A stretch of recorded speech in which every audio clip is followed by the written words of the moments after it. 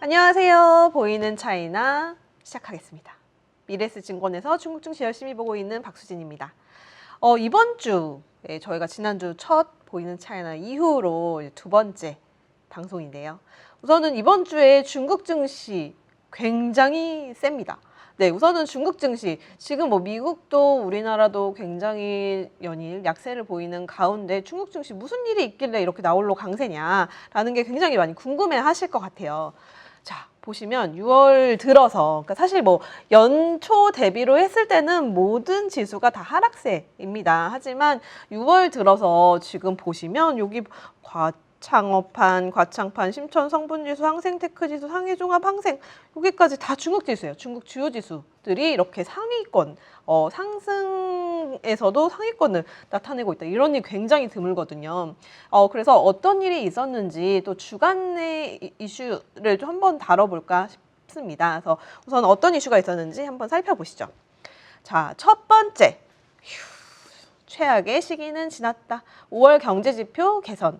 우선은 지난주 금요일 그리고 어제까지도 5월에 물가지수라든지 실물 경제지표가 발표가 되었습니다. 우선은 예상치에 부합하거나 또는 예상치보다 상회했다라는 부분들이 이제 지표로 나타나면서 4월에 최악의 시기는 이제 지났구나. 그래도 5월부터 점진적인 개선이 나타나겠구나. 라고 이제 기대감이 굉장히 많이 조성된 상황이다. 라고 보시면 좋을 것 같고요.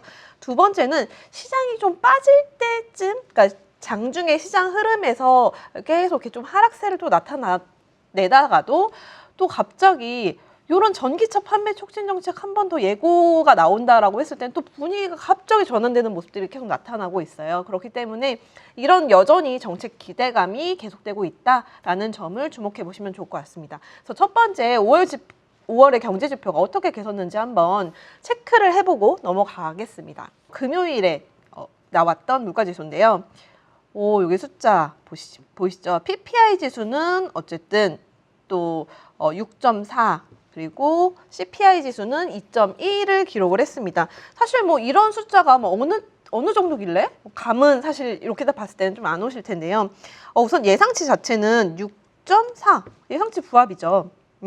그리고 CPI 같은 경우에도 예상치는 2.2 정도를 예상을 했어요. 그래도 이런 수준 내보다는 예상치 괜찮았다라는 점이 사실 6.4 자체는 완전 좋은 숫자는 아닌 것 같아요. 이거는 락다운으로 인해서 좀 PPI 경기가 꺾이는 모습들이 나타나는 거였지만 그래도 절대적인 수치로 봤을 때는 예상치에 부합하는 수준이었다. 그러니까 완전히 더 최악의 국면은 아니다라는 점이 좀 확인이 되면서 시장에서 좀 안도를 했던 것 같고요.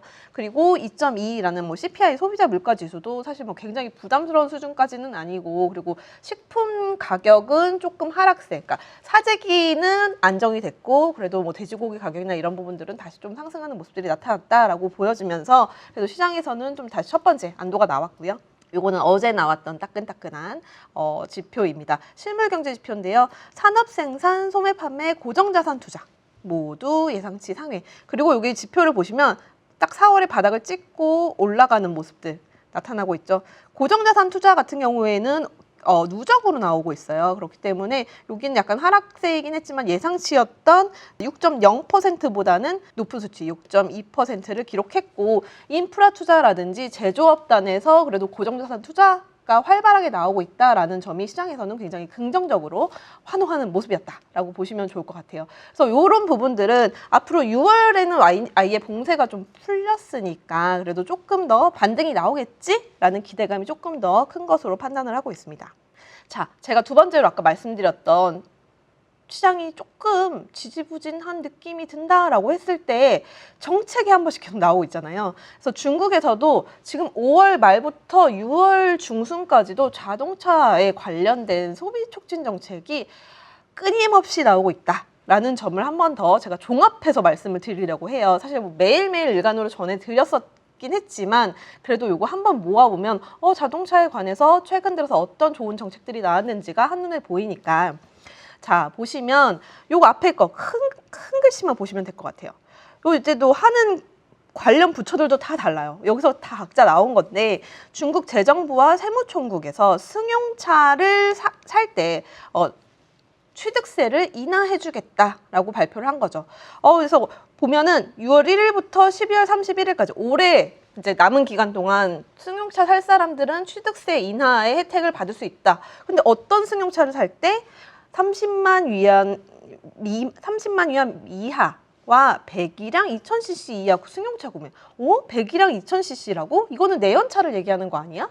이렇게 된 거죠. 그러면 지금 전기차에 대해서 구매세, 그러니까 취득세 같은 경우는 면제를 하고 있는 상황인데 사실 중국이 내연차 살 때는 번호판이라든지 취득세에 대한 혜택이 없었다가 이것도 지금 혜택을 준다고 라고 하면서 시장에서는 굉장히 서프라이즈, 와 정말 큰 정책이다라고 판단을 하게 된 겁니다. 그렇기 때문에 이런 부분 내연차 정책 하나 나왔죠. 승용차 중에서도.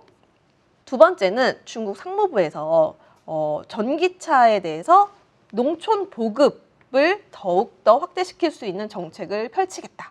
그래서 내연차 말고도 그러니까 전기차의 보급량을 늘리기 위해서 계속 이제 농촌 지역에서 전기차를 살 때 또 특히나 뭐 전자상거래 플랫폼에서 살 때는 더 특별 혜택을 준다든지 뭐 이구 환신이라 그래서 옛날에 이제 기존 차를 바꾸려는 그런 부분에 있어서 혜택을 주겠다, 행사를 하겠다라고 하면서 우선 로컬 브랜드들이 좀 적극적으로 참가해서 전기차를 많이 판매하려는 촉진 정책이 나왔다라고 보시면 좋을 것 같아요.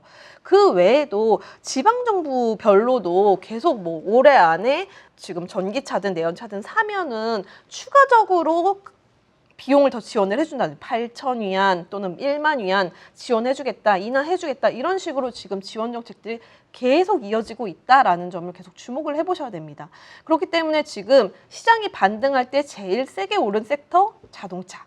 자동차뿐만 아니라 자동차 관련 밸류체인, 부품부터 2차 전지 그리고 완성차 전반적으로 예전에는 사실 이런 정책이 나왔다고 했을 때에는 전기차 관련 섹터들만 굉장히 많이 올랐었거든요. 그런데 지금 이런 내연차 관련된 정책들도 나왔기 때문에 내연차 관련 부품 그리고 기존의 완성차 기업들까지도 같이 혜택을 보고 있다. 같이 주가가 상승하고 있다라고 보시면 좋을 것 같아요. 우선은 그러면 중국은 전기차 더 안 파나? 전기차도 뭐 이미 취득세 면제 정책이 나오고 있지만 전기차에 대한 정책이 조금 더 나와줘야 되는 거 아닌가? 라는 시장의 기대치가 또 하나 자리 잡고 있는 거죠. 왜냐하면 중국은 전기차를 더 많이 팔겠다는 장기적인 목표가 있기 때문에. 그런데 이제 또 며칠 전에 나온 거죠. 중국 공신부에서 2022년에 종료 예정이었던 전기차 취득세 면제 정책을 우리가 연장하는 걸 지금 연구 중인데 최대한 빨리 결정해서 발표할 거야. 이렇게 얘기를 했습니다. 우선은 요것도 굉장히 고무적인 상황이에요. 왜냐하면 사실 올해 초에 중국 전기차 섹터가 좀 한 번씩 조정을 받았었거든요. 그 조정의 이유 중에 하나가 올해 취득세 면제되는 거 끝난대. 그럼 내년부터 좀 덜 팔리겠지라는 실망감, 우려가 먼저 선반영됐던 것 때문에 조정을 받았던 거란 말이죠. 그런데 이거 연장해준다고 얘기를 하다 보니까 그러면 당연히 더 그 이후에도 내년에도 지금 뭐 이런 취득세 면제 정책이 연장된다면 전기차도 다 같이 더 많이 팔리겠다라는 부분들이 계속 시장 내에서 기대감이 조성되고 있는 겁니다. 그리고 사실 뭐 전기차 외에도 뭐 다양한 정책들은 계속 나오고 있는 상황이고요. 그래서 이런 부분들 보시면 좋을 것 같고요. 그래서 중국의 매년 매달 전기차가 얼마나 팔렸는지 판매량 추이를 한번 한 최근 4년 연속 기록을 한번 제가 만들어 봤는데요. 지금 2022년 여기 빨간색 선이 굉장히 독보적이죠. 한 달에 뭐 35만 대 이상씩 40만 대. 사실 4월에는 좀 꺾이긴 했지만 다시 5월에 반등 회복하는 추세를 나타내고 있고요. 지금 6월부터 이런 앞에 말씀드린 정책들이 나오고 있다 보니까 6월부터는 그런 정책들의 힘을 입어서 자동차 소비가 더 늘어날 가능성이 있어 보입니다. 그렇기 때문에 여전히 중국에서 핫하다. 그리고 주목해야 하는 섹터가 전기차 쪽이 굉장히 관심을 받고 있고 부각되고 있다라고 보시면 좋다라는 점입니다. 그래서 이런 부분을 한번 보시면 좋을 것 같고요. 그래서 이런 정책이라든지 그리고 어쨌든 소매 판매 지표, 경제 지표들에 대해서 호조세가 나타나고 있기 때문에 우리 또 뭘 확인해야 한다? 중국 증시가 좋아지고 있다라는 점을 가장 잘 확인할 수 있는 지표는 무엇이다? 거래대금이다. 요거 한번 저희가 매주 제가 짚어드리고 있잖아요. 요게 제일 직관적인 것 같아요. 제가 봤을 때는. 그래서 보시면 제가 뭐 지난주 보이차에서도 말씀드렸지만 지금 3월, 4월 매일 거래 대금이 1조 위안 미만을 지났다가 지금 6월부터 지금 완전 분위기 달라지고 있죠. 어제 같은 경우는 1조 2천억 위안을 넘어서는 모습까지도 나타났습니다. 사실 이런 지금 수급 자체는 중국의 기관들이 굉장히 많이 들어오고 있다라는 점이 좀 특징이에요. 사실 중국 기관들이 많이 집중 매수를 하다 보면 또 나중에 되면은 중국의 개인 투자자들이 그런 것들을 보고 따라 들어오는 경향이 있거든요. 그렇기 때문에 그렇게 된다라고 하면 사실 더 상승 여력은 있어 보이긴 합니다. 하지만 저희 좀 약간 이런 부분들 지금 굉장히 즐거운 상황이긴 하지만 우리 좀 주의는 해야겠다. 그래서 왜냐하면 이렇게 빨리 뜨거워졌다가도 또 어떠한 이슈들, 매크로적인 이슈들 아직 많이 남아있기 때문에 그래도 어떻게 또 한번 조정이 나올지 변동성이 심하게 나타날지는 좀 항상 마음속에 조심하면서 경계는 남겨두고 시장을 지켜봐야 되지 않을까라고 판단을 하고 있습니다. 자, 오늘의 결론은 궁서체 진심을 가득 담아 다시 한번 제가 써보겠습니다. 자, 최악은 지났다. 그리고 하반기에도 정책과 그리고 소비 회복